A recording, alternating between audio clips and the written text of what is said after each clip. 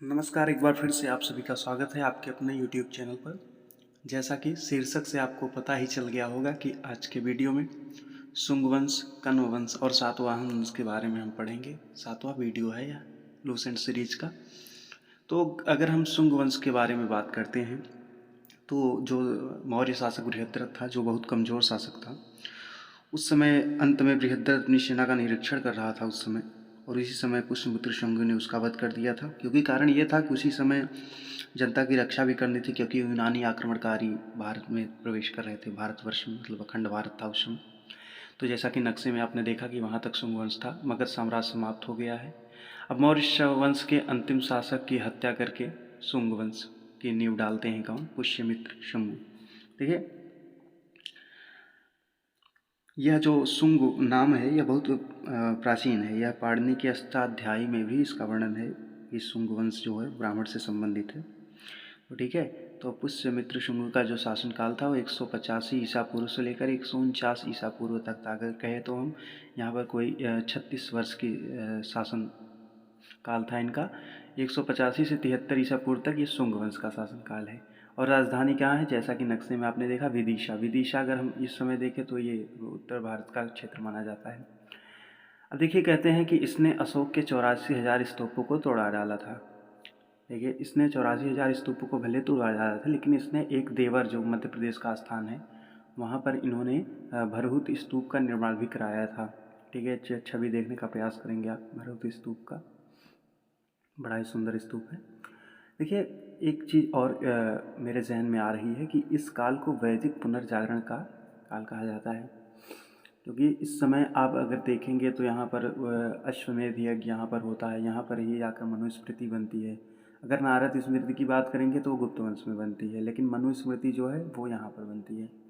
अब देखिए, यवनों का आक्रमण इन्हीं के समय होता है। बताया ना, जैसे कि यवनों का आक्रमण होता है इन्हीं के समय, और उन्हीं से बचाने के लिए बृहद्रथ की हत्या, यूनानियों का आक्रमण होता है। इनके दरबार में देखिए पतंजलि रहते थे। इनके दरबार में पतंजलि रहते थे, जो योग ऋषि माने जाते हैं। जैसा कि बाबा रामदेव पतंजलि नाम से ब्रांड चलाते हैं, तो उनका कहने का तात्पर्य है कि वो योग ऋषि से प्रेरित है। और अश्वमेध यज्ञ जो कराते हैं पतंजलि कराते हैं, लेकिन करवाते कौन है? ये यहाँ के जो शासक रहते हैं पुष्यमित्र शुंग कराते हैं। ठीक है। यहाँ तक आप लोगों को क्लियर हो गया होगा। अब पतंजलि के बारे में अगर हम थोड़ा प्रकाश डालें तो पतंजलि ने योग शास्त्र लिखा था। ठीक है। योग शास्त्र के बाद अगर पतंजलि की और एक बात करें तो एक बहुत ही महत्वपूर्ण चीज़ है कि महाभाष्य लिखते हैं। लेकिन अगर महाभाष्य की बात करते हैं तो पाणिनि की एक पुस्तक थी अष्टाध्यायी। उसमें से कुछ मंत्रों को लेकर, कुछ सूत्र को लेकर वहाँ पर इन्होंने महाभाष्य की रचना की थी। ठीक है।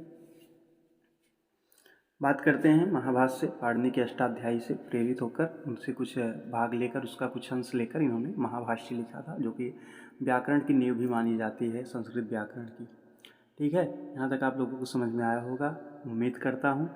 पुष्यमित्र के उत्तराधिकारी की बात करते हैं तो पुष्यमित्र के जो उत्तराधिकारी थे उनमें देखिए अग्निमित्र थे, वसुज्येष्ठ थे। वसुज्येष्ठ के बाद वसुमित्र थे एक, और वसुमित्र के बाद एक देवभूति थे जो अंतिम शासक थे। देखिए, इसमें सबसे अगर महत्वपूर्ण बात करें तो अग्निमित्र जी हैं। अग्निमित्र की जो कहानी है वो एक विदर्भ राज्य है। देखिए, विदर्भ राज्य में दो भाई हैं, एक का नाम है यज्ञसेन और एक का नाम है माधवसेन। तो माधवसेन चाहता है कि उसकी बहन जो मालविका है उनकी शादी यज्ञसेन और अग्निमित्र से हो जाए, जिससे वह वहाँ का राज्य विदर्भ का ले सके। किसकी मदद से? अग्निमित्र की मदद से। लेकिन जो यज्ञसेन रहता है वो नहीं चाहता, क्योंकि यज्ञसेन बाद में बंदी बना लेता है। लेकिन फिर धीरे धीरे मालविका वहाँ से भाग के राजा के दरबार में पहुँचती हैं, इनकी दासी बनती हैं, जो रानी धारणी रहती हैं अग्निमित्र की। बाद में धारणी को पता चलता है तो उनको बंदी बना लेती हैं, लेकिन बाद में असलियत जान के वो मालविका और अग्निमित्र का विवाह कराने के लिए वो हो जाती हैं, तैयार हो जाती हैं। तो ये कहानी थी कुछ विदर्भ युद्ध की, जो मैं मालविका अग्निमित्रम से थोड़ा सा मैं अंश बताने का प्रयास किया हूँ, क्योंकि समय का अभाव नहीं है मेरे पास, समय का अभाव मेरे पास। देखिए, कलिंग के विरुद्ध अभियान करते हैं अग्निमित्र जी, और बड़ा ही इम्पॉर्टेंट, बड़ा ही महत्वपूर्ण है, क्योंकि अभी हम इसको कैसे रिलेट करते हैं। देखिए, वहाँ पर जो कलिंग में था उस समय कलचुरी वंश, चेदी वंश का शासन था। अब देखिए, कलचुरी वंश और जो चेदी वंश का संस्थापक थे उनका नाम था महामेघ। वाहन। ठीक है, आप लोग यहाँ से याद करेंगे महामेघवाहन, जो कि चेदी कलचुरी वंश के संस्थापक थे। अब इसमें अगर सबसे प्रतापी शासक की बात करें या सबसे प्रतापी राजा की बात करें तो खारवेल जी का नाम आता है। अगर खारवेल जी का नाम आया तो आपके मन में आएगा कौन सा अभिलेख? खारवेल जी का हाथी गुम्फा अभिलेख। सबसे पहले भारतवर्ष का वर्णन भी इसी अभिलेख में हुआ है। तो जैसा कि यह भाषा जो है प्राकृत भाषा में लिखा गया यह अभिलेख था। तो ठीक है, यहाँ से मैं रिलेट करके बताने का प्रयास किया हूँ, आपको समझ में आएगा, क्योंकि अग्निमित्र वहाँ पर कलिंग में भी जब आक्रमण करते हैं तो वहाँ चेदी कलचुरी वंश का शासन था। अब बात करते हैं कण्व वंश का, जो कि कण्व वंश के संस्थापक से पूछा जाता है, बहुत इंपॉर्टेंट नहीं है तो थोड़ा 2 लाइन लिखते हैं। संस्थापक इसके वासुदेव थे। ठीक है, अगर इसमें बात करते हैं इसमें अंतिम शासक की अगर बात कर लेते हैं तो वासुदेव जो संस्थापक थे, और अंतिम शासक की बात करें तो उनका नाम है सुशर्मन। राजधानी की बात करते हैं कण्व वंश के, तो राजधानी इनकी थी, 2 राजधानियाँ थी। पहली थी, एक थी पाटलिपुत्र और एक विदिशा। अगर भारत के नक्शे पे इस समय आप देखेंगे तो किस उत्तर भारत के क्षेत्र मध्य प्रदेश का हिस्सा माना जाता है। देखिए, सातवाहन वंश की बात करते हैं, दक्षिण भारत का क्षेत्र है सातवाहन। देखिए, प्रतिष्ठान इनकी पहले राजधानी थी, लेकिन बाद में राजधानी अमरावती हो जाती है। कैसे होती है वो भी बताएंगे आपको, तब तक वीडियो में बने रहिए। 300 वर्षों का शासनकाल रहता है सातवाहन वंश का, और इनकी भाषा प्राकृति थी और ये भी ब्राह्मण धर्म से संबंधित थे। सातवाहन वंश के भी शासक मैं नक्शे से एक एक दिखाने का प्रयास किया हूँ, जैसे हर धर्म कहाँ कहाँ विस्तृत था, कहाँ कहाँ विस्तार था उसका। राजधानी इसकी प्रतिष्ठान थी सातवाहन वंश की, ये भी आप लोग ध्यान रखेंगे। फिर उसके बाद बात करेंगे संस्थापक की, तो संस्थापक जो सातवाहन वंश के थे उनका नाम शिमुक है। ठीक है, अब कुछ इसमें जो मैं महत्वपूर्ण बिंदु बताता हूँ इसको आप लोग नोट करते चलेंगे। इस वंश के बारे में अगर हमको जानकारी लेनी है तो कहाँ से मिली थी, इतिहास में जानकारियों का स्रोत कहाँ से आता था। कभी कभी होता था कि कुछ पुस्तकें मिल जाती थी, कुछ वेद वेदांगों से, लेकिन कुछ अभिलेख वहाँ पर जो वह उस समय के शासक बनवाते थे तो उससे जानकारी मिलती थी। तो 3 अभिलेख हैं, नागनिका, नासिक और हाथी गुम्फा अभिलेख, जो कि जानकारी देती है किसकी? सातवाहन। फिर उसके बाद बात करते हैं सिमुक का उत्तराधिकारी कौन था। सिमुक के बाद जो संस्थापक होते हैं, फिलहाल संस्थापक की बात के बाद उसमें कुछ प्रतापी शासक की बात करते हैं, तो इसमें उत्तराधिकारी की बात करेंगे। सातकर्णी प्रथम इनके उत्तराधिकारी होते हैं। कुछ सातकर्णी प्रथम के बारे में हम बात कर लेते हैं। देखिए, इनकी उपाधि क्या थी सातकर्णी प्रथम की? इनकी उपाधि थी प्रतिष्ठानपति। प्रतिष्ठान जो की राजधानी थी, वहाँ के पति, मतलब ये खुद ये लोग लेते थे, या कोई विद्वान या कोई इनके राज्य में या कोई दूसरा राजा इनको उपाधि देता था। दक्षिणापत्रपति भी इनको कहा जाता है सातकर्णी को।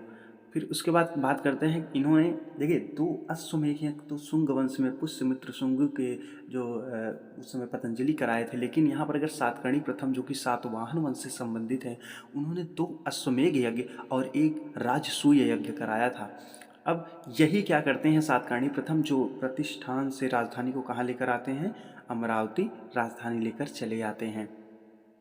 भूमिदान की प्रथा की शुरुआत इन्होंने ही की थी, जिनका क्या नाम है? सातकर्णी प्रथम। आप लोग अगर कभी प्रश्न पूछता है कि भूमिदान की शुरुआत किस सातवाहन राजा ने की थी, तो आप लोग कहेंगे सातकर्णी प्रथम। देखिए, भूमिदान के बारे में अगर हमको जानकारी लेनी है तो यह है एक अभिलेख, जो नाना घाट अभिलेख। अब देखिए, नाना घाट अभिलेख लिखता कौन है? तो भाई देखिए, जाहिर सी बात है, उस समय का कोई सेनापति या उस वंश उस राजा या वह राजा की पत्नी।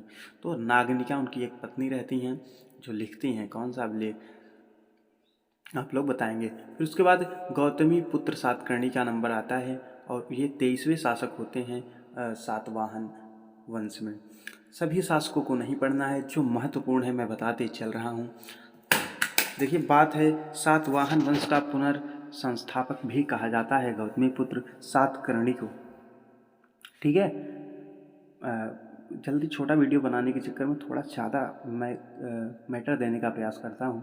देखिए, इनकी बात थी, उपाधि इनकी जो थी अद्वितीय ब्राह्मण, ये एक उपाधि थी इनकी, जो कि कभी कभी पूछता है कि कौन कहे गए थे अद्वितीय ब्राह्मण सातवाहन में, तो आप लोग इनका नाम बताएंगे। ठीक है, फिर आगे चलते हैं। अब बात करते हैं कि इन्होंने शक शासक, देखिए शक शासक इनके समय में एक आते हैं नहपान, नहपान को हराते हैं कौन? गौतमीपुत्र सातकर्णी। ठीक है, यहाँ तक आप लोगों को समझ में आया होगा। अब वशिष्ठिपुत्र पुलवामी, कहीं कहीं इनका भी नाम वशिष्ठिपुत्र सातकर्णी भी मिलता है, लेकिन ज़्यादातर आपको यही मिलेगा, वशिष्ठिपुत्र पुलवामी। अब यह क्या है, रुद्रदामन से पराजित होते हैं। ठीक है, यह रुद्रदामन से पराजित होते हैं। बस एक लाइन इनके बारे में जानना चाहिए आपको कि रुद्रदामन से कौन सा सातवाहन शासक पराजित हुआ था, तो आप लोग कहेंगे कि यही पुलवामी। अब फिर उसके बाद ये थोड़ा नोटिफिकेशन आ गया था, कोई दिक्कत नहीं है, आता रहता है सिस्टम पे। फिर उसका अंतिम शासक विजय होते हैं। अब मैं कुछ महत्वपूर्ण बिंदु बता देना चाहता हूँ। सातवाहनों ने शीशे के सिक्के चलाए। देखिए, पहली बात शीशे के सिक्के चलाते हैं, और उसके बाद 500 ग्रेन के सिक्के चलाते हैं शीशे के, ये भी आप लोग नोट कर लेंगे। फिर उसके बाद पोटीन एवं तांबे के भी सिक्के चलवाते हैं। कौन? आपके सातवाहन शासक। तो सबसे कभी कभी पूछ लेता है कि सातवाहन शासकों ने कौन सी मुद्राएं चलाई। इस वंश का व्यापार सर्वाधिक कहाँ हुआ था? कल्याण नामक बंदरगाह पे हुआ था। कल्याण नामक बंदरगाह आपको पता होगा, कल्याण मुंबई का एक क्षेत्र है, लेकिन शायद वो नहीं है, मुझे जहाँ तक लगता है। कुछ प्रश्न थे, आप लोग इसको पास करके प्रश्न देखेंगे और उसका जवाब आप लोग देंगे। ठीक है। पुष्यमित्र का उत्तराधिकारी जो होता है वह अग्निमित्र होता है। देखिए, अभी मैं अंत में सोच रहा हूँ कि एक बार फिर से वो कहानी मालविका अग्निमित्र की आप लोगों को बता दूँ। आप लोग ये सब नोट कर लेंगे एक एक करके। उसके बाद मैं धन्यवाद का एक छवि आप लोगों के सामने बनाने का प्रयास करता हूँ, और अंत में सबसे मैं यही कहूँगा कि आप लोग लाइक कमेंट नहीं कहेंगे, जाने दो ये, थैंक यू। देखिए, बात करते हैं अगर हम ये कहानी की, तो मालविका अग्निमित्र में जो होता है, मौर्य सम्राटों से उस समय राज्य छीनकर जब पुष्यमित्र शंकु पहले शासक बनते हैं, फिर अपने पुत्र को वो राजा बनाते हैं। फिर एक विदर्भ क्षेत्र रहता है जहाँ के शासक यज्ञसेन होते हैं। अब देखिए, यज्ञसेन 2 भाई हैं, एक यज्ञसेन और माधवसेन। माधवसेन सोचता है कि मैं राजा बन जाऊं, उसके लिए मुझे अग्निमित्र की मदद चाहिए। अग्निमित्र कौन है? पुष्यमित्र का पुत्र। फिर उसके बाद वो जाते हैं, सोचते हैं अपनी बहन मालविका की शादी कर दूं, लेकिन नहीं कर पाते हैं। और बाद में मैं कहानी जैसे पीछे बताया था कि बाद में दासी बनकर जाती हैं, दासी बनकर जाती हैं और रहने लगती हैं। तो जो अग्निमित्र की पत्नी धारणी रहती है, उनको पता चलता है तो कारागार में डाल देती हैं मालविका की। लेकिन प्रेम में शक्ति होती है मेरे दोस्त, कुछ दिन बाद वो भी समझ जाती हैं और दोनों में विवाह हो जाता है। और इस प्रकार से ये मैं जो एक विदर्भ की लड़ाई के बारे में बताया था, वो उसका समाप्ति होती है। वहाँ के राजा को हराते हैं, फिर उसके बाद यहीं पर